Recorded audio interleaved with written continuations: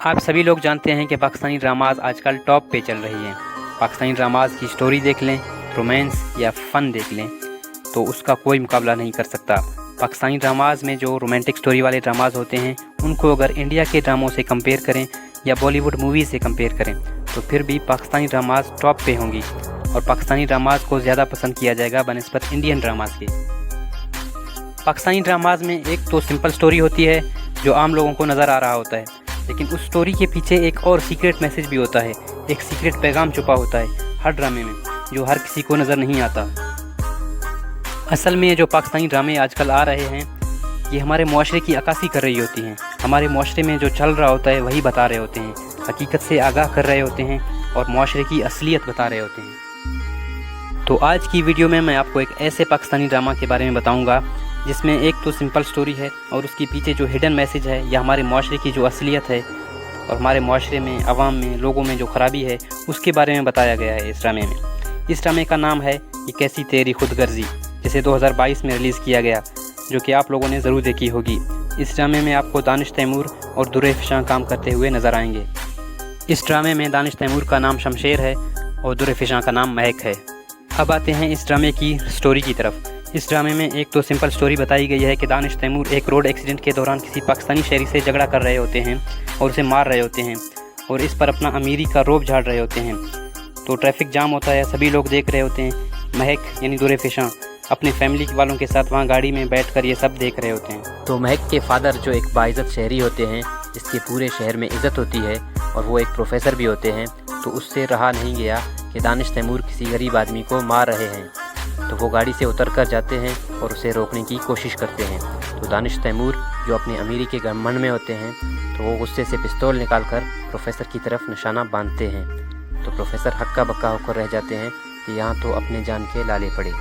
تو گاڑی میں بیٹھی ہوئی پروفیسر کی بیٹی اور اس کے سارے فیملی والے یہ سب دیکھ کر باہر آ جاتے ہیں اور مہک کے فادر کو پکڑ کر گاڑی میں بٹھاتے ہیں، کیونکہ پروفیسر صاحب کے ہوش و حواس گم ہو گئے تھے کہ وہ ششتر ہو کر رہ گئے کہ یہ میرے ساتھ کیا ہو گیا ہے۔ تو اس وقت دانش تیمور نے پستول پکڑی ہوتی ہے، تو مہک کو دیکھتے ہیں تو اسے اس وقت اس لڑکی سے پیار ہو جاتا ہے۔ تو یہاں سے شروع ہوتی ہے ایک one sided love story, love at first sight. کیونکہ پروفیسر اور اس کے فیملی والے تو سبھی دانش تیمور سے نفرت کرتے ہیں، لیکن دانش تیمور کو اس لڑکی سے پیار ہو جاتا ہے اور وہ روزانہ پروفیسر کے گھر زبردستی آتے ہیں اور دھمکی دیتے ہیں کہ اپنی بیٹی کی شادی مجھ سے کروا دو ورنہ آپ کی زندگی مشکل ہو جائے گی۔ اور دانش تیمور اس کی بیٹی کا ہر جگہ پیچھا کر رہے ہوتے ہیں اور اس سے بات کرنے کی کوشش کر رہے ہوتے ہیں، مگر وہ لڑکی اس سے بہت نفرت کرتی ہے۔ تو اس طرح کرتے کرتے ان کی زندگی بہت مشکل ہو جاتی ہے، تو وہ فیصلہ کرتے ہیں کہ یہ شہر چھوڑ کر کسی اور شہر منتقل ہو جاتے ہیں، لیکن دانش تیمور کی پہنچ بہت اوپر ہوتی ہے، وہ پھر بھی انہیں تنگ کرنے سے باز نہیں آتے، اور دانش تیمور نے ہر طرح سے انہیں تنگ کیا، تو معاشرے میں ان کے لیے کوئی عزت نہیں چھوڑی۔ اب آگے مہک کے پاس دو ہی راستے ہیں، ایک تو وہ دانش تیمور سے شادی کرنے کے لیے راضی ہو جائے یا پھر دوسری یہ کہ وہ خودکشی کر لے۔ تو جیسے تیسے کر کے وہ شادی کے لیے راضی ہو جاتے ہیں، مگر دانش تیمور کے فادر جس کا نام دلاور ہوتا ہے وہ شہر کے بہت بڑے امیر ہوتے ہیں اور ایک سیاستدان اور بزنس مین ہوتے ہیں، تو وہ نہیں چاہتے کہ میرے بیٹے کی شادی کسی مڈل کلاس فیملی سے ہو۔ تو پہلے تو وہ دانش تیمور کو سمجھاتے ہیں کہ اس لڑکی کو بھول جاؤ، مگر دانش تیمور یعنی شمشیر نہیں مانتے۔ تو بعد میں شمشیر کے فادر بھی مجبور میں مان جاتے ہیں کہ چلو شادی کر لو، بعد میں دیکھ لیں گے، شاید بیٹے کا شوق پورا ہو جائے اور بعد میں چھوڑ دے، کیونکہ وہ امیر زادے ہوتے ہیں، وہ اپنے شوق بدلتے رہتے ہیں۔ تو شادی کی تاریخ طے ہو جاتی ہے، تو جس دن شادی ہوتی ہے اسی دن دانش تیمور کے فادر دلاور اس لڑکی کا ایکسیڈنٹ کرواتے ہیں۔ نیوز میں یہی دکھایا جاتا ہے کہ وہ لڑکی اور ڈرائیور دونوں مر گئے، تو سب پریشان ہو جاتے ہیں، دانش تیمور تو صدمے میں چلے جاتے ہیں اور کسی سے بات نہیں کرتے۔ مہک کے فیملی والے بھی بہت پریشان ہوتے ہیں۔ ایک دن مہک کے انکل پروفیسر کو کال کرتے ہیں اور اسے ایک سنسان جگہ بلاتے ہیں، تو مہک کے فادر یعنی پروفیسر پوچھتے ہیں کہ کیا وجہ ہے، اتنی رات کو کیوں بلا رہے ہو، خیر تو ہے؟ تو اس کا بھائی کہتا ہے کہ بس جلدی آ جاؤ تاکہ کسی کو خبر نہ لگے۔ تو پروفیسر اس جگہ جاتے ہیں تو اس کے بھائی اسے لے کر ایک گھر میں لے جاتے ہیں، تو وہاں جا کر پروفیسر کیا دیکھتے ہیں جسے دیکھنے کے بعد وہ چونک جاتے ہیں۔ پروفیسر اپنی بیٹی مہک کو زندہ سلامت دیکھتے ہیں تو وہ بہت خوش ہو جاتے ہیں اور خدا کا شکر ادا کرتے ہیں، لیکن پھر بھی وہ کسی کو نہیں بتاتے، اپنے گھر والوں کو بھی نہیں بتاتے کہ ہماری بیٹی زندہ ہے، کیونکہ دانش تیمور سے اسے وہ چھپانا چاہتے ہیں۔ تو پروفیسر اپنی بیٹی مہک کو اپنے رشتہ داروں کے پاس رہنے کے لیے ملتان روانہ کر دیتے ہیں، اور یہاں دانش تیمور یعنی شمشیر کے گھر والے پریشان ہیں کہ کسی طرح دانش تیمور ٹھیک ہو جائے، تو ان لوگوں نے دانش تیمور کو کسی فورن کنٹری بھیجنے کا فیصلہ کیا۔ اور اسے گھر سے روانہ کیا، مگر دانش تیمور ایئرپورٹ کی بجائے ریلوے اسٹیشن چلے گئے اور ٹرین میں سوار ہو کر اتفاقاً ملتان پہنچ گئے۔ اور وہاں 1-2 ہفتے گزرنے کے بعد دانش تیمور کو وہ لڑکی یعنی مہک نظر آ جاتی ہے اور وہ حیران ہو جاتے ہیں اور اس کا پیچھا کرتے ہیں، اور اسے پتہ چلتا ہے کہ وہ لڑکی اب کسی ہاسٹل میں رہتی ہے، کیونکہ اس کے رشتہ داروں نے اسے اپنے گھر سے نکال دیا تھا، کیونکہ وہ کوئی بھی مصیبت اپنے سر نہیں لینا چاہتے تھے، اس لیے مہک اب کسی ہاسٹل میں رہنے کے لیے مجبور ہو گئی تھی۔